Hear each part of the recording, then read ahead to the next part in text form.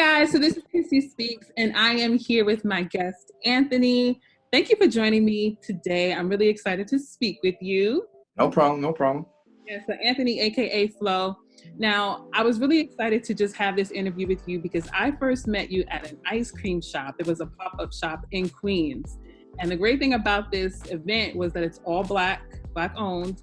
Yep. And later found out that you were actually sponsoring. You sponsored the event through your organization called Black, BLACC. And to know that someone so young was sponsoring this through their organization, please tell me a little bit more about Black. Actually, the way Black started was I was juicing for 30 days, like no food. And I was getting my drinks from I work in Long Island. So I was getting my drinks from all types of white people, Asian people, anybody. Right. Right. And then I found out my friend, his mother owned a juice bar, which is actually down the block from the ice cream shop. So, and I felt bad. I'm on day 25. And I said, this whole time I could have been supporting y'all, putting money in a Black person's pocket. Right. So I hit him up. I said, hey, I know your mom has that juice bar. How about tomorrow from 12 to 2, whoever comes in there, I'll pay for their drink. That's literally how it started. Wow. So it was just me feeling bad, and I was like, I could have been putting all this money in your pockets, and then it went really, really well, bro. I really like the name too, Black Liaisons and Crowdfunding Community. Yeah. Yeah. What's really interesting is that I heard you say a really quote that I like, and it was, say a business will fail within the first 2 years. I don't want to see that happen to people who look like me. Facts. Please tell me more about that quote. For me, that quote had a lot to do with, we kind of tear down our own people a lot. Yes. So we do. I remember, I'm on Farmers Boulevard, north side of Queens, right? Jamaica. So there was there's a Chinese food spot. I won't say the name of it. It's been there my whole life. Because I feel like I might have been there. Okay, now you probably. So it's been there my whole life. In my whole life, I've always heard people say it was dirty, it was nasty looking, etc. But this same place has been here my whole life. Now, I've seen Black-owned businesses come to my neighborhood and won't make it past 8 months. And there'll be a whole bunch of complaints there was a spot that made gourmet burgers. Right. And people complained about the wait time, and I said, they're actually making it. These aren't frozen. So complaints and stuff like that will lead into lack of support, and then eventually that place is gone.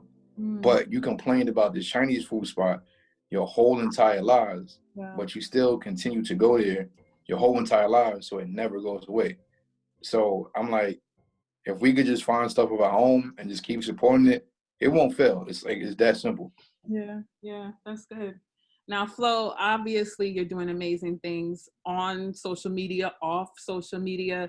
I wanted to definitely talk about Jennifer. Okay. Social worker, registered nurse, single mom with a small toddler, living in Long Island, New York, and was experiencing, of course, racial harassment, disgusting things happening with her between her neighbors. Today, we're standing for those squirrels that was placed in her yard. Today, we're standing for the feces that was thrown in her yard. Today, that something is Jennifer. So I need you to say Jennifer. Jennifer. Jennifer. Jennifer. Who's not moving? Jennifer. Who's not moving? Jennifer. To read that dead squirrels, human feces being thrown on someone's property, it was just really disgusting, especially to know I'm in Jamaica, she's in Valley Stream. Yeah. I drive there, you know what I mean? So yeah, it's 10, 15 minutes. You were the one who initially reached out to her. What made you want to say, I don't know you, but I want to help you? Because most people don't do that. Yeah, I'm noticing. To say with the prayer emoji, or that's crazy, that sucks, but at a time where I'm protesting on Jamaica Avenue for George Floyd, Breonna Taylor, Ahmaud, and then you still have this weeks later, what made you want to say, we got to do something and really do something? It first came about because it was so close. When I seen it, I just remember somebody get me in contact with this woman. I tweeted it 3 times. I said, give me an hour. I'm gonna have this woman's name, address, and cell phone number. And in about 45 minutes, I had all that information.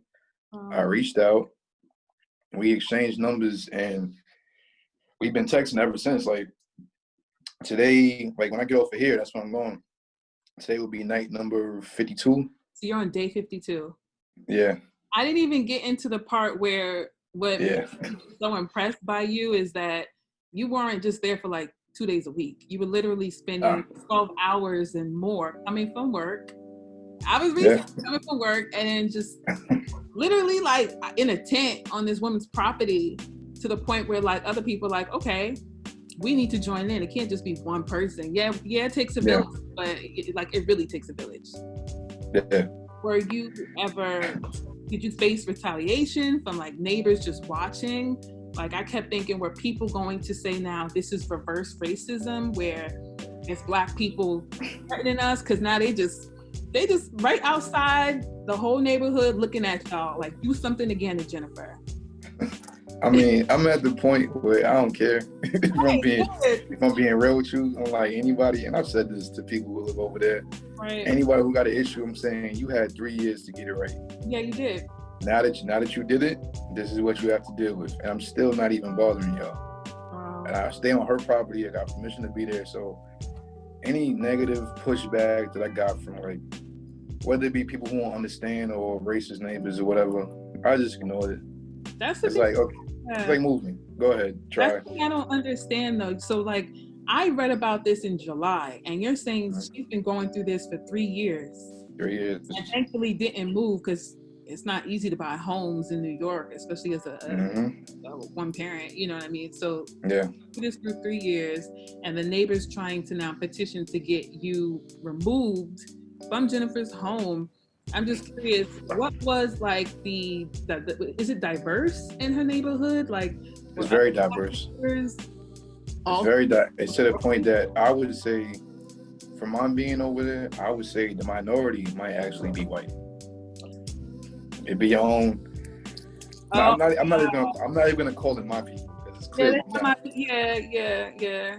Clearly not. But not all skin folk is the same kin folk. We all know that. Exactly. And I know why I'm there. So I don't care that the police aren't there. I don't care that more of the actual community isn't there. It's just like, I know why I'm here. I don't care about why anyone else isn't. Like, I know my purpose in this. That's what made me very, very impressed. I feel like as a Black woman, when you live in a time, of course, with the Breonna Taylors, even Meg Thee Stallion, for example, being shown, and where people taking it as a joke, making memes, not really taking Black women specifically seriously, to see a young man reaching out to a Black woman he doesn't know, when you have Black women telling you, I've seen it everywhere, and I've even felt this way subconsciously, we don't feel protected, we don't feel heard. It's almost like, if you don't directly know me or we're not related, why should he care? Or, you know what I mean? It's no like humanity no more. It's more like you said, people will always say, like, whenever you hear about Breonna Taylor or a situation like that, somebody would say, well, that could have been your mother, that could have been your niece, that could have been your sister. And then eventually we gotta get to the point of like, yo, that was just a woman. Right. I don't have to like have support through relatability. Thank you. She had to put a whole yellow large poster on a door. Court date is October 9th. Oh, we're going to get into that. But I wanted to talk about the fact that you received a certificate of a leader protector. You were recognized and received a certificate from the state legislator. The fact that you have a state legislator that has to recognize this young man is going out of his way to do something that the government isn't helping with, our offices aren't doing, you know what I mean? Not questioning it. I always appreciate her. It was nice to be recognized for something, but then it's like, look what you're being recognized for. Under the circumstances of doing something that law enforcement is not doing and refusing to talk about. Let's talk about the main neighbors. I have John McKinney and Mindy Karnak. I think it's a father too that they didn't arrest him because he's an ex-cop. That's the part that everyone seems to leave out. Wow. Was he? They're making these two the face of it, but it was 3 people. It's 3 people. Okay. So I know that there were some video of course, they both got arrested. Mm-hmm. I did read that Mindy got released at one point, and then They both did. They both got released. Fast forward, I know you were being really vocal about the fact that she was still employed with Freedom Care, like a health type of facility for, I believe, adults. And it was getting to the point where it's just like, when you started to speak about, and I'm just going to be so transparent, the fact that we have a known racist working in the healthcare industry, and there's studies being shown about Black women and Black men too, but more so Black women dying during childbirth or for whatever reason, just due to lack of care, lack of empathy, not believing them. And it almost made me feel like you got the killer working in the office with you. Yeah. They took care of it. It was also conversations behind the scene. Like, I was like, here's my thing. When I was telling people to call Freedom Care every day, I knew exactly what was gonna happen. Like, I knew that you can't fire somebody off of hearsay right away, because then it could be a lawsuit, right? So I knew that they had to take a certain amount of time to do stuff. Like, in the back of my head, I said it's gonna take a month. I said it, and I will say I'll never say this publicly. I said, but she probably won't have a job in a month. So no lie, in exactly a month, got the good word. Hey, that she lost her job. Lose your job. Oh, yeah. Lose your job. Yep, and she did. Okay, that makes me happy, because I was reading and it looks like Mindy was charged prior with criminal tampering, and John was charged with criminal mischief and harassment. Why were they not charged with a hate crime, do you think? You know? I don't know. I mean, hopefully we can still push for that. You know what I mean? Seriously, what is criminal tampering and criminal mischief? Harassment, yes, but I feel like that's like a lower sentence. You know what I mean? Of course it is.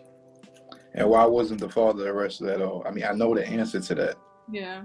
But boys in blue. Oh my gosh. What is the relationship with you and Jennifer now? Are you guys like family? Yeah, damn near. Like, I'm not crazy with like communication, like, or like texting or calling, but me and her talk every single day, all day, every single day. Past 52 days, that's all it's been.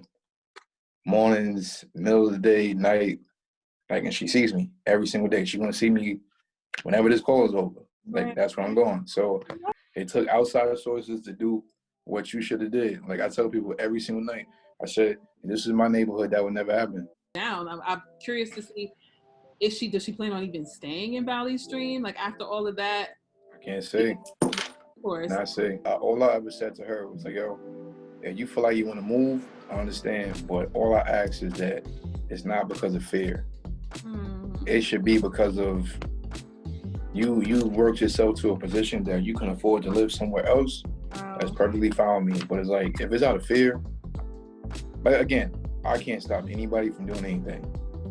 It would suck if it was because of fear, but at the same time, if I'm saying that I want to protect this woman, we want to protect this woman, and she knows that eventually this has to stop and she doesn't feel protected, she does have to do whatever is in her rights to do to feel protected. So even if I would feel away, that's up to her. That's one of the options. How can we, if we want to, of course, not only give money to you, but for those who want to volunteer, those who want to find out more information, how can we get in contact with Flo? Of course, the website, black.us, blacc.us, or, I mean, Twitter is @BuyBlack, BUY, BLACC. Instagram is blacc.us. So you can always DM us there. You can always hit me directly, Flo349 on Twitter, Instagram. I mean, if it takes a minute for me to respond, there's a lot going on in my DMs right now. And you're outside with Jennifer. Yeah. I definitely recommend the audience to check out www.black.us, BLAC, yes, if you are looking to volunteer or donate. Volunteer, donate, or even submit your business. Yeah. Those are the three options. You can volunteer, you can donate, submit your business, you can do all three. But all those things help, honestly. Are you going to Jennifer's tonight? Yeah. What time is it right now? Gosh. Yeah, I'm about to. I'll tell you, as soon as it's over, I'm gonna hop in the shower and go straight there.